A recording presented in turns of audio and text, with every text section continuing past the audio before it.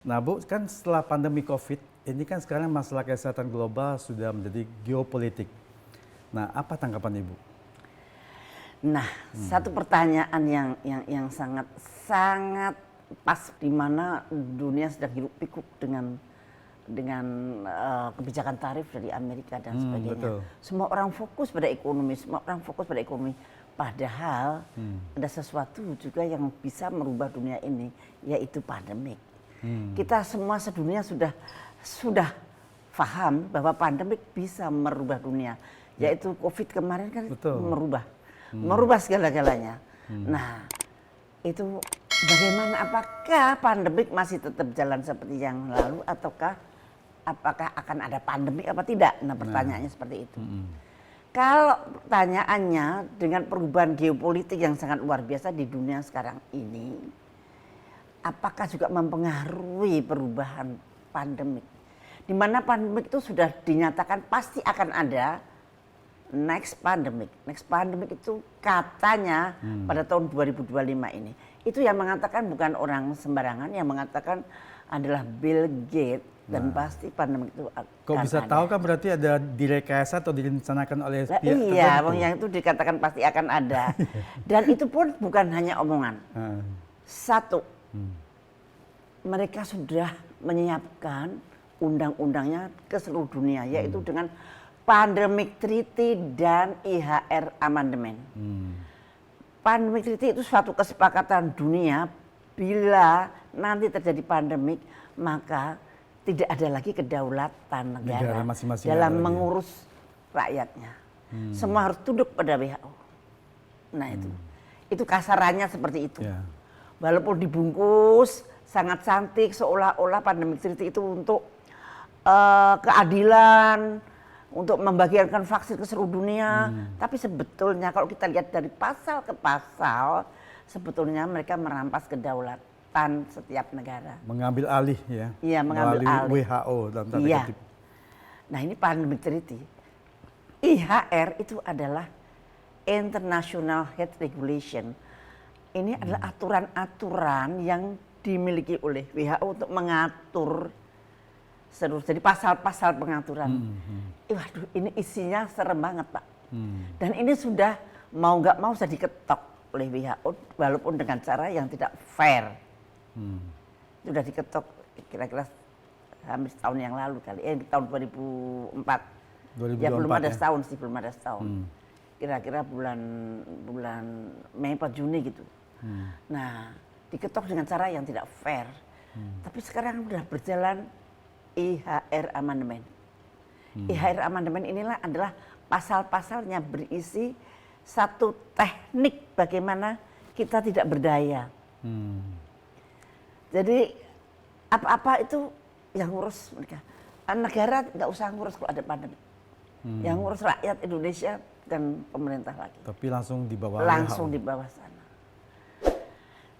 Dan kemudian mereka juga sudah mempengaruhi undang-undang dalam negeri dengan membuat Omnibus Law Kesehatan atau Undang-Undang Kesehatan nomor 17 tahun 2023. Undang-undang ini memakmum atau following following Pandemic Treaty dan IHR Amendment. Nah, ini Pak Prabowo pun belum ngeh kan ini. Kan dibuat pada saat masih Pak Jokowi itu. Iya, ini Pak Jokowi. Karena 2023. Iya. Nah, kemudian undang-undangnya sudah diatur. Nomor 2, mereka sudah membagi-bagikan uang. Indonesia sudah mendapatkan 25 juta. 24, sekian juta US dollar. Yang namanya Pandemic Fund. Diterima oleh Pak Khatib Basri. Itu bentuknya pinjaman atau apa? Atau biasanya hibah? sih pinjaman ya kayaknya hibah gitu ya. Itu 25 juta. Kemudian WHO sudah melatih negara-negara miskin dan negara-negara yang berkembang untuk membuat vaksin mRNA flu burung. Oh, berarti pandemi yang mereka akan ciptakan ke depan dalam tanda kutip direkayasa itu adalah yang jenisnya flu burung ya? Menurut saya itu, walaupun belum tentu betul. Tetapi kalau saya lihat isu yang sekarang banyak sekali. Misalkan di Afrika itu Mpox dengan Ebola, yang di Cina HMPV, yang kemarin, tapi yang di Amerika, Australia dan Kanada flu burung, kemudian yang di Florida malah ada TBC, dan jadi sepertinya apakah mereka akan membuat seperti epidemik seperti itu, ataukah akan pandemik yang seperti COVID? Ada dua kemungkinan. Tetapi yang jelas WHO sedang atau sudah melatih negara-negara miskin maupun negara berkembang untuk membuat mRNA vaksin flu burung. Bahkan di Indonesia juga sudah dididik secara ilmu pengetahuan maupun secara finansial mereka support. Tapi waktu itu masih ada USAID, ya pasti yang membiayai USAID. Nah, perkembangan politik dunia USAID di stop. Nah, dengan Trump menjadi presiden ini kan terjadi banyak perubahan ini. Dana-dana efisiensi banyak kalau dipotong. semua risau dengan ekonominya Presiden Trump, kalau saya happy dengan politiknya di bidang kesehatan. Karena pandemic treaty ini pencetusnya adalah Amerika ketika kita G20, pertemuan G20 di Bali. Presiden Joe Biden waktu itu ya. Itu di situ pencetusnya sebetulnya adalah Amerika, tapi yang dimajukan itu Indonesia. Chairnya atau chairmannya itu Amerika, Indonesia menjadi co-chair. Yang berbusa-busa menjual pandemic treaty justru Menteri Kesehatan kita. Dan ternyata Menteri Kesehatan kita dan Menteri Luar Negeri ketika Pak Jokowi itu sangat mendukung pandemic treaty. Bukan hanya mendukung, bahkan jadi co-sponsornya. Karena sampai masuk ke Omnibus Law Kesehatan kan? Iya, dan sudah masuk ke Omnibus Law Kesehatan. Nah, padahal sekarang tuannya menolak pandemik dengan mentah-mentah. Tuannya menolak pandemic treaty dengan sangat tegas. Trump tidak mau lagi pandemic treaty, tidak mau lagi IHR amandemen. Bahkan keluar dari WHO. Bahkan menghentikan semua dana-dana ke WHO, bahkan menghentikan USAID yang selama ini mensupport pandemik. Nah, ini dia perubahan geopolitik. Jadi yang pandemi tadi main-main. menjadi tidak jalan dong, nggak bisa lagi jalan dengan belum tahu, tapi WHO masih ngotot. Karena meeting yang terakhir pada bulan Februari kemarin masih ingin memaksakan pandemic treaty itu berjalan. Tetapi WHO sendiri sudah tersiap-siap dengan dana. Nggak ada dana, nggak ada dana dari Amerika yang iuran maupun USAID. Yang paling terasa adalah USAID. Dana USAID itu sangat bermakna. Dana USAID itu digunakan untuk menyebarkan isu-isu pandemik. Disebarkan untuk membungkam orang-orang yang vokal melawan pandemi. Itu semua dana-dana USAID. Yang dulu YouTube saya di take down. Nah, itu semua dana-dana dari USAID. Nah, katanya, tapi ya saya nggak bisa membuktikan. Tapi ya sudah, memang saya melawan arus pada waktu itu. Tapi kalau sekarang saya nggak melawan arus. Saya justru searus dengan negara adidaya. Pandemic treaty ditolak oleh Rusia maupun Amerika. Kenapa kita masih ragu? Ya, betul. Kenapa Menteri Kesehatan dan Menteri Luar Negeri masih membungkam seribu bahasa? Atau begini, di Amerika kan negaranya tidak mendukung, tapi ada dalam tanda kutip mafianya ini yang masih tetap jalan. Iya, non-state actor. Non-state actor. Ya.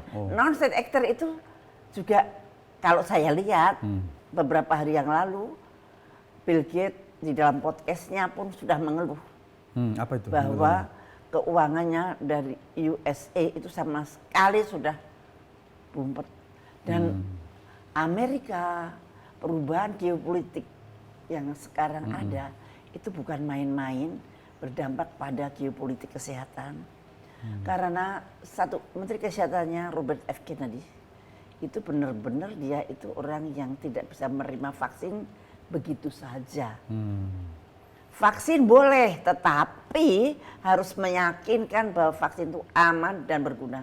Dan berarti uji klinisnya harus sampai selesai ya, nggak bisa kayak dulu COVID kan dipakai karena kepentingan tuh Iya. setengah belum uji klinis 3 langsung udah digunakan. Iya, bayangin aja pada waktu Pfizer memasukkan mRNA vaksin ke Indonesia, perjanjiannya itu kalau sampai terjadi side effect apapun, Nggak tanggung jawab kami ya? tidak bertanggung jawab. Wah, ini kan sesuatu yang mau enaknya saja mereka. Nah, padahal ternyata sekarang terbukti bahwa Banyak yang side effect-nya. Pfizer itu paling banyak side Side effect. effect-nya. Ya. Paling banyak kematian yang terjadi, paling banyak kecacatan yang terjadi, paling banyak penyakit yang terjadi. Tapi di Indonesia bungkam seribu bahasa. Dan saya maklum karena Pak Prabowo urusannya banyak banget ya. Masih Jadi banyak, mungkin belum iya. sempet. Nah, waktunya kan baru berapa bulan? Baru 2 bulan, baru 3 4 bulan. bulan lebih ya. Kalau Pak Prabowo tahu masalahnya, saya yakin dia akan on the right track. Akan on the right track. Dia akan berpihak pada rakyat. Tidak lagi berpihak pada elit yang selama ini menginjak rakyat pada waktu pandemi. Dan banyak juga pihak tertentu yang mengambil keuntungan dari pandemi itu. Yes, ya saya mengatakan menindas rakyat itu. Misalkan vaksin. Vaksin yang belum jelas penelitiannya, vaksin yang belum ketahuan efeknya 2 tahun atau 10 tahun nanti kayak apa, vaksin yang baru saja jadi, uji kliniknya juga belum lengkap, selesai, sudah dicobakan ke seluruh dunia, termasuk Indonesia. Dan mereka memaksakan. Maksudnya melanggar aturan-aturan medis. Kalau Anda mau nyuntik saya, tubuh saya ini adalah milik saya. Iya, kan punya hak untuk Saya punya hak untuk menolak. Hak asasi yang paling mendasar itu adalah tubuh saya ini. Tetapi pada waktu pandemi pemerintah memaksakan. betul. Harus Nah, itu melakukan. nggak boleh. Itu juga udah Karena ada orang yang memang memerlukan divaksin, ada orang yang tidak memerlukan vaksin, ada kelompok yang justru berbahaya kalau divaksin. Bagaimana mereka membedakan kalau mereka hanya nyublesin saja tanpa diperiksa dulu, tanpa inform konsen.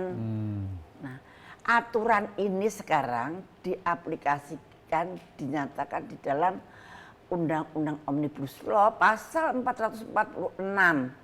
Kalau ada orang yang tidak mau disuntik, dianggap menghalang-halangi program pemerintah, maka orang itu Bisa akan dihukum, didenda 500 juta atau dipidanakan. itu pelanggaran HAM nggak harusnya itu? Nah itu sudah diketok loh waktu Pak Udah, iya. Jokowi. Pak Jokowi itu gimana sih? Harusnya diadakan Apa semacam Pak Jokowi amandemen. itu, mungkin Pak Jokowi nggak ngeh ya, Presiden kan nggak bakalan Iya, nurutin yang mungkin nggak sampai kecil-kecil. detail gitulah ya. Seharusnya Menteri Menteri Kesehatan, ya. Kesehatan,